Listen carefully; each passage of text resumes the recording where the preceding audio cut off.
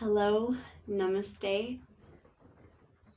Welcome to your practice for Wednesday, March 31st, the last day of March of the year 2021. All right, so let's make sure we make the most of it by breathing fully and with open hearts through the whole day, acknowledging that we're getting ready to turn the calendar yet again. Sit tall and in a comfortable seat. If it feels good, you can softly close your eyes here, taking a moment to drop in, noticing what, if anything, that means to you. Perhaps the yoga mat is starting to feel like home or like a safe space.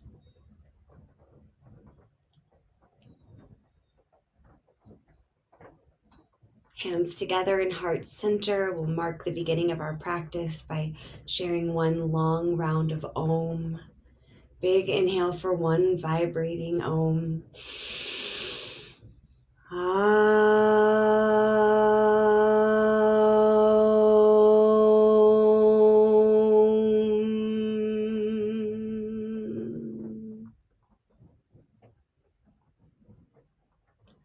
Release your hands down to your thighs. Still sitting tall, begin to move into really full breaths.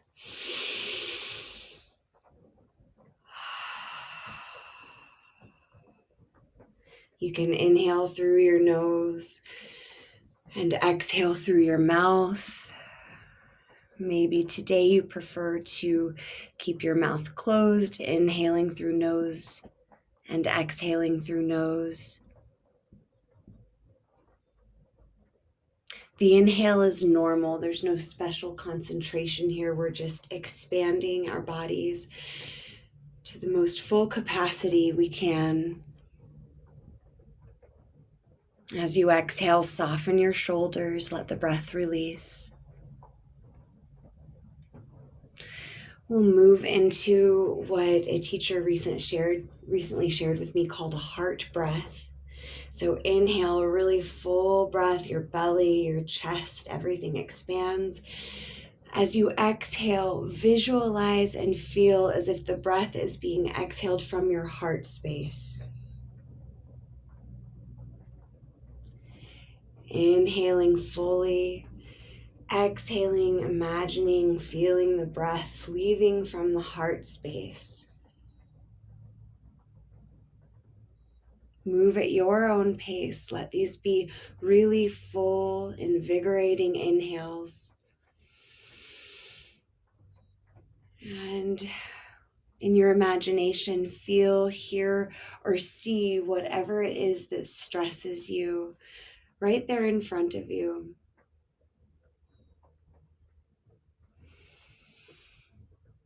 Breathing deeply as you exhale this incredible, direct, pure heart energy out into your stressor or into the person in need of receiving that full heart energy. Stay here for a few more breaths. Notice how it feels.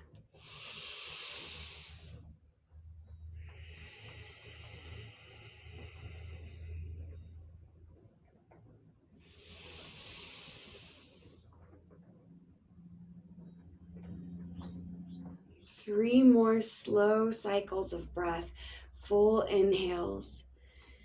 And with the exhales, almost like a Care Bear, imagine sending the heart right out of your energy space. Sending the energy even right out of your heart space.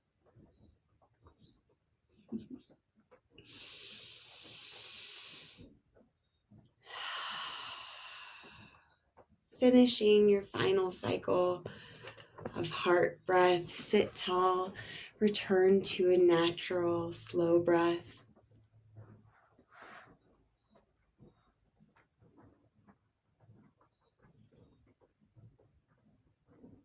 Notice the very base of your spine, the part of you connected to the mat or the blanket under your hips.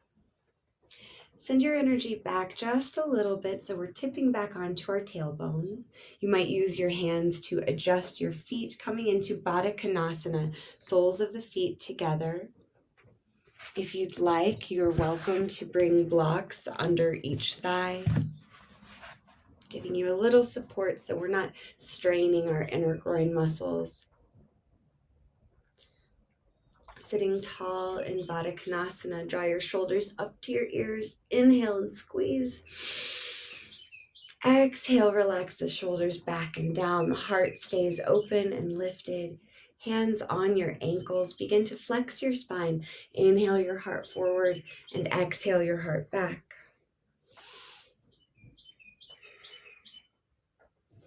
Notice the space between your shoulder blades as the shoulders glide on the rib cage.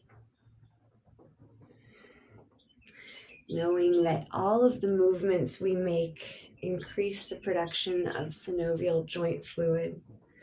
So imagining here that we are just soaking our spine, our ribs, our shoulders in the synovial joint fluid, keeping our bodies lubricated for a long life of movement.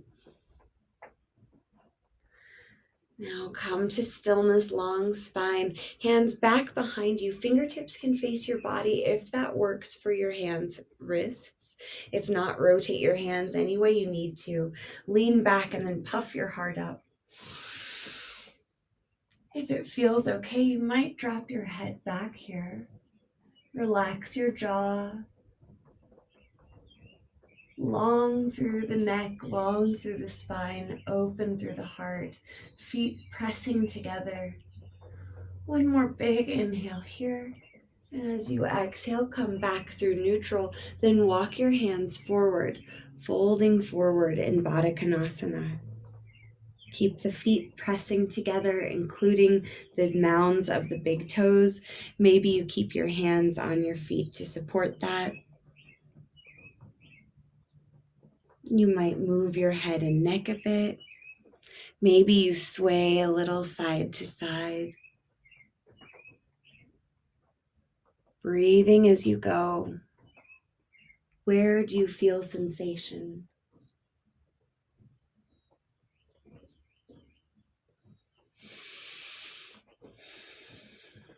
If the blocks are supporting your thighs, maybe you explore what it's like without them there, knowing that you can always return to them.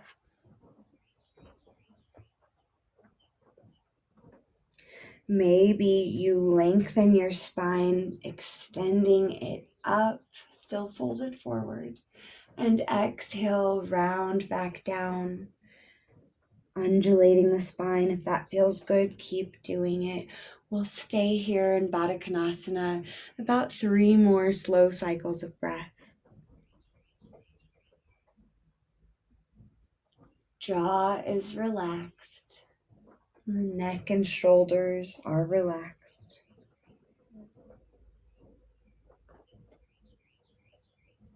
Rest in stillness.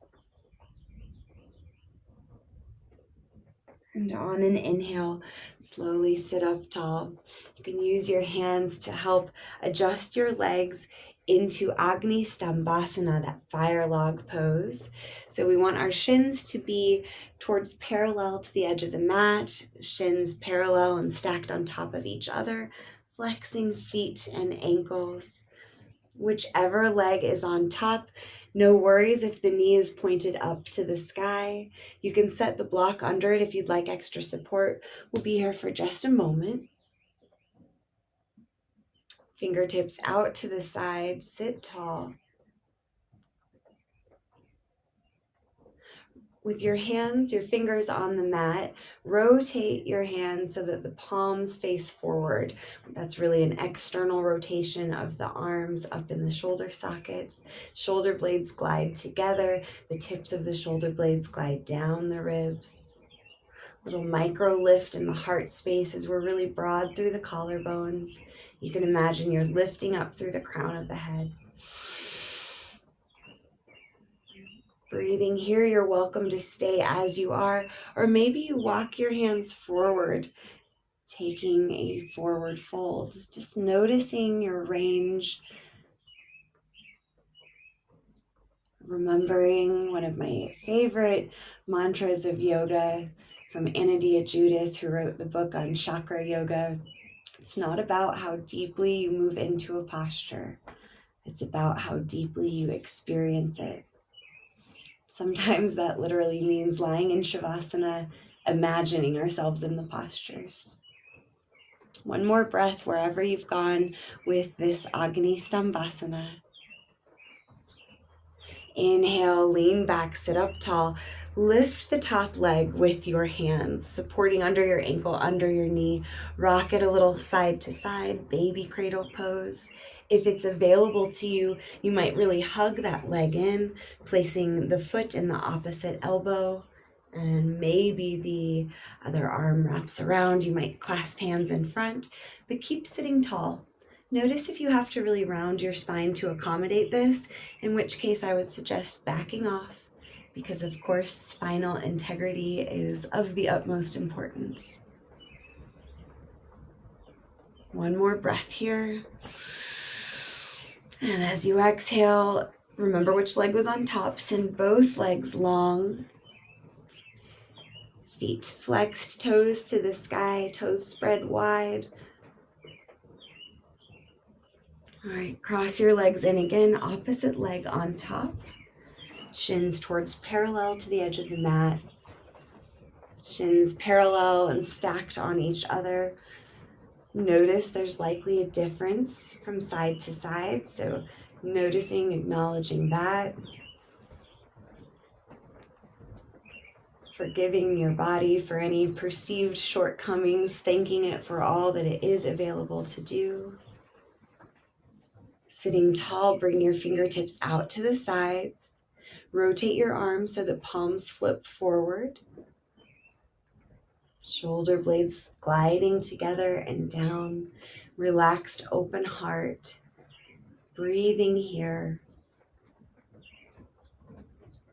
Always practicing ahimsa to ourselves, so not causing harm. I trust that if this is intolerable, you have adjusted yourself.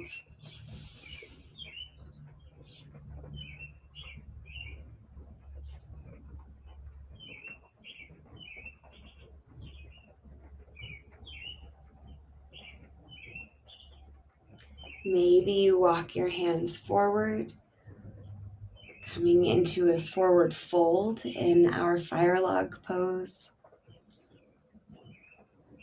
Notice how this feels. What's going on in your body today? And what does your mind have to say about it?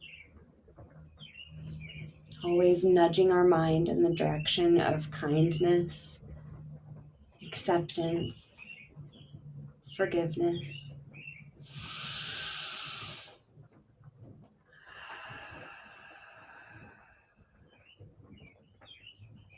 Enjoy one more slow cycle of breath here.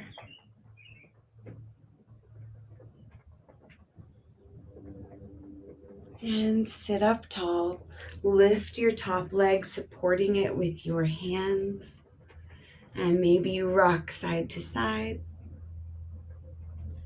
Maybe you press the lifted foot into the opposite elbow. If you interlace your fingers, notice if it causes you to round your spine, round into your shoulders. Try to keep sitting up tall, prioritize that. I know my ego really wants to go all the way, but if I'm being honest, I'm better off supporting at the knee and ankle. That way I can keep sitting tall and just allow time to open my hip. One more cycle of breath. And as you exhale, release your leg back down. Make your way into tabletop. You might want the blanket under your knees, as we will be doing some more of those delicious hamstring curls, which puts a little pressure on the knee.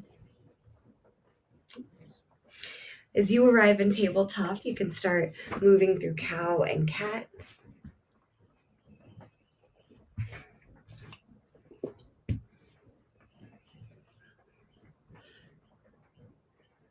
As we know, this is a really familiar sequence of movement here.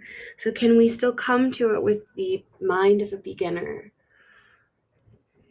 Really notice how your hands feel pressing into the mat.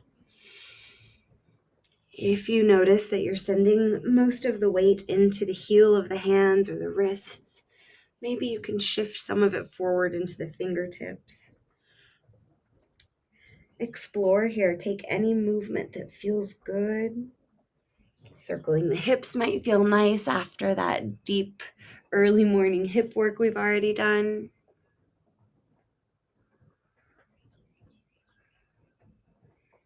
Another cycle or two of breath.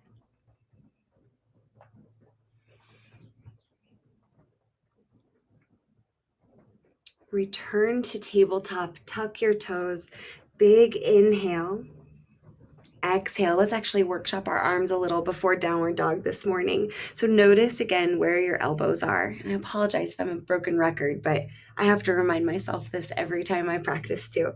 So if your elbows are pointing out towards the edges of the mat, see if you can wrap your arms around so the elbows point back towards your thighs. You can actually really see it on my camera today. So if you need to look, if that doesn't make sense, see elbows are pointing towards the camera now. When I externally rotate them, see how they point back towards my thighs. So we want that going on while staying anchored into the index finger side of the hand. It's contradictory. It's not easy.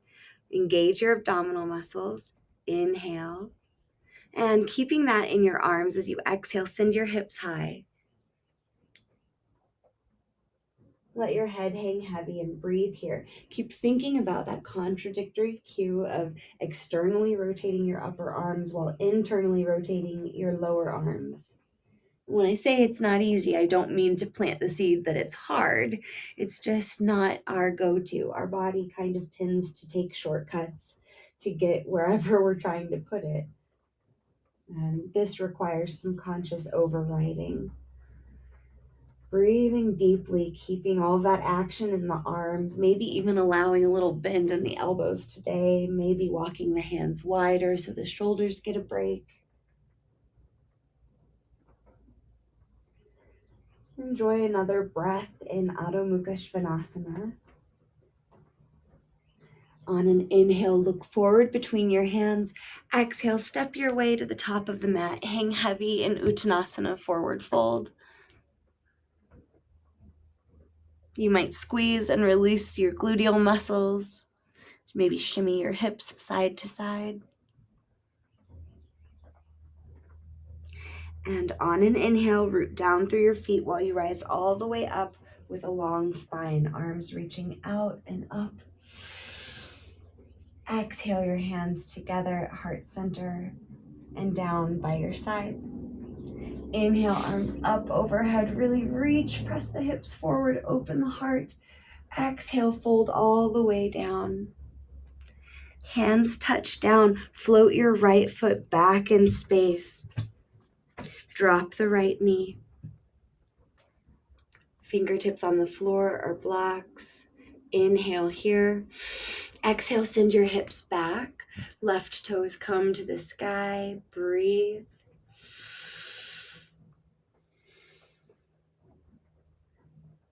Bend into your left knee. Walking the hands back forward. Now bend your right knee. Yesterday we offered to bring the right arm around. Today maybe the left arm also comes back around. If that's not available for you and your strap is nearby, you can loop the strap over your foot.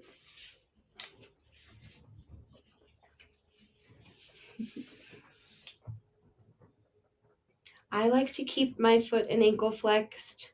Jury is out on the anatomical need for that cue, but you might explore what feels best for you. If your hands are making contact with your foot and ankle, kick your leg back while you lift your heart up. Maybe the gaze and the chin float up, broad through the heart space. If you feel any sharp pain, particularly in the knee, please back off. Remembering this is your practice, you are empowered to modify any and all things. Try to anchor down through your tailbone. Stay here for one more breath. And as you exhale, slowly release your hands and feet back down. Lift your right knee off the mat, high runner's lunge. Inhale here. Exhale, plant your hands, step back to Adho Mukha Svanasana, downward facing dog. Inhale and exhale. Inhale, come forward into plank pose. Exhale, lower your knees, lower the torso all the way down. Hands, fingertips in line with the shoulders, toes pointed back. Inhale, baby cobra, Bhujangasana. Hands are light on the mat. You might even float them off the mat. One more breath here. Exhale, lower down, tuck your toes, make your way to downward facing dog. Inhale, look forward, and exhale, step or swing your right foot to the top of the mat, whatever it takes to get there. Lower your left knee down, lengthen your spine as you breathe. Straighten your right leg as you walk your hands back, right toes point to the sky. Still thinking of being open through the heart on the front and back side bodies.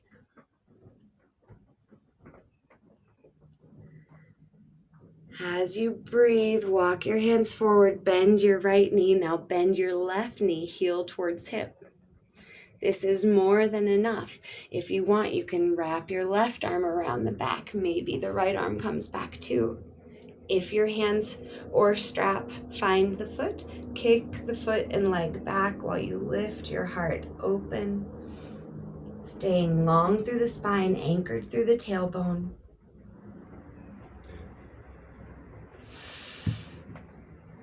Breathe here.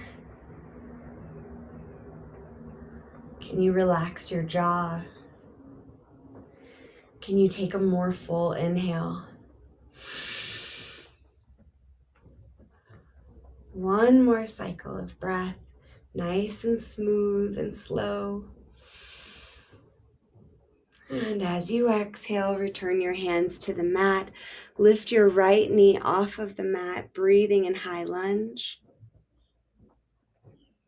On an inhale, rise up. Exhale your hands back down, giant step forward into forward fold. And on your inhale, rise all the way up, long spine. Exhale your hands to heart center. Inhale, arms up overhead. Exhale, hinge forward all the way down. Float your left foot back in space, and then right foot joins it, stepping into downward facing dog. If the blanket is in the center of the mat, you might want to fold it and shift it to your left side. So it's there for us as a support in pigeon pose. Inhale, look forward, draw the left knee to the left elbow, hover for a moment, push the ground away, flex your left foot and ankle, and then set the foot towards the right wrist. Settling ourselves down towards pigeon pose. So this is where I really like to use the blanket or a block under the left hip. Don't be shy to give yourself support. Lengthen your spine. If you've already folded forward, that's perfectly fine. If you're still lifted, maybe you explore hamstring curl with the right leg, drawing the right heel towards your hip. Now I'm really leaning forward here. Maybe you're able to sit up taller. Imagine dragging the right knee towards the left leg. Maybe you float your right arm back, grabbing the inside of the right foot. Just an option here. If you like this, you can stay as long as you want. Or if you're like me, you're just gravitating down towards the floor, in which case you can melt down. Use the props available to you. So if you have a block at the top of the mat, it might feel really supportive to rest your head on the block. Listen to your body. If it's asking for anything to change here, please do so.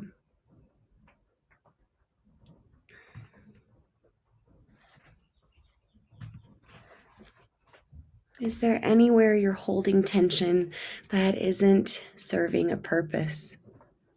Clenching your jaw doesn't do much good here. Maybe you can let go.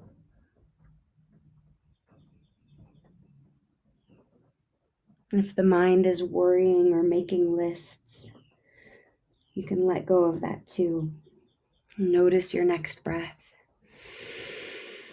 Maybe incorporating that heart breath concept on the exhale.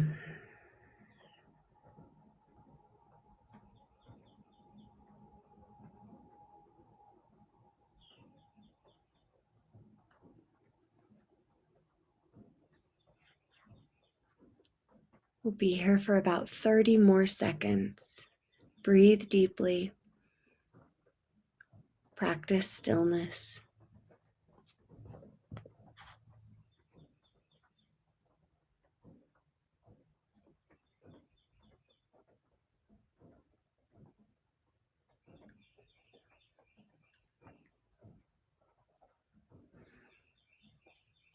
On an inhale, slowly begin to lift yourself out of pigeon pose. Tuck your right toes. As you're ready, lift yourself back through downward dog or tabletop if you prefer. Switch the blanket over to the other side. From downward dog or tabletop, draw your right knee towards the right wrist. Flex your right foot and set the foot towards the left wrist. Walk your left leg back, keeping it parallel to the edge of the mat. Adjusting your props under your right hip if you like. Option to explore some different variations of pigeon pose, sitting tall, anchoring that tailbone down, lengthening the spine as best we can. Maybe you flex your left hamstring, drawing the left heel towards your left hip. Imagine dragging your left knee towards your right knee, lifting up through the pelvic floor. Your left arm might float around and grab the left foot and ankle. Open and broad through the heart, we breathe.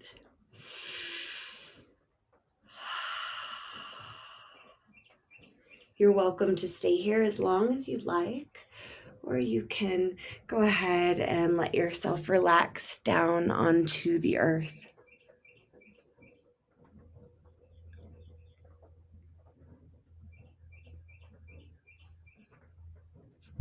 If you're feeling tension in the hips or gluteal muscles, you might explore squeezing where you feel tension and then releasing. Breathe fully for about 1 minute.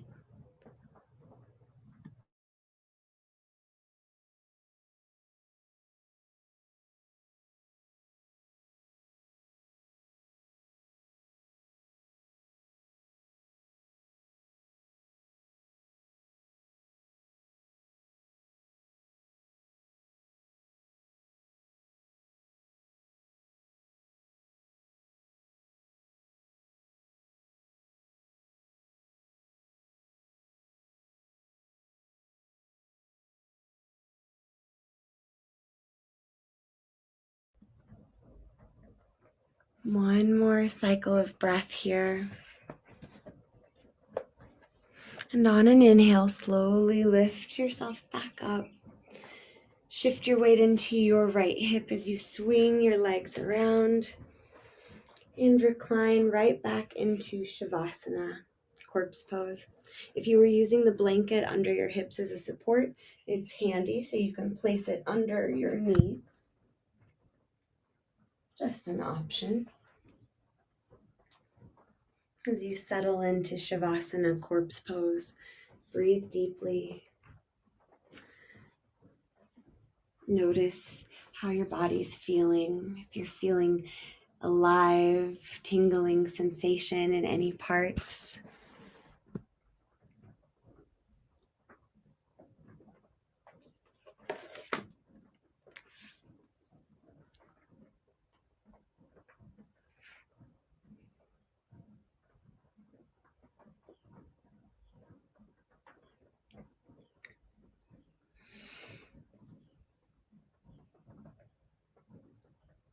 Breathing in Shavasana for another half moment. I'll share a short story. This is from a Tibetan teaching told by Alan Wallace.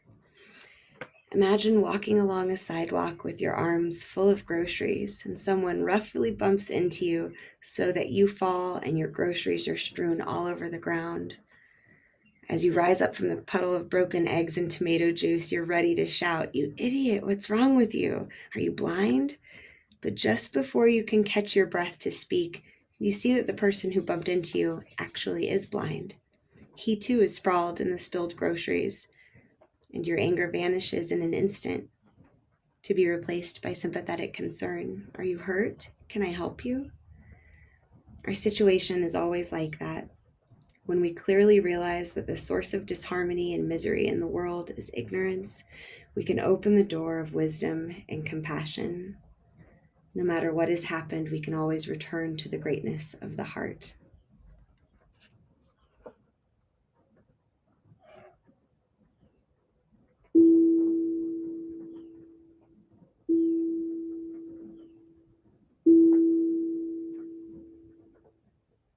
Deepen your breath, and as you're ready, return to an easy seated pose.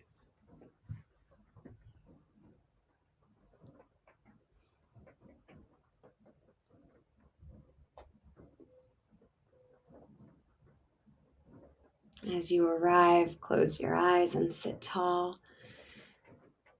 Draw your hands together at heart center. We'll close this practice by sharing a long round of Om. Big inhale for Om.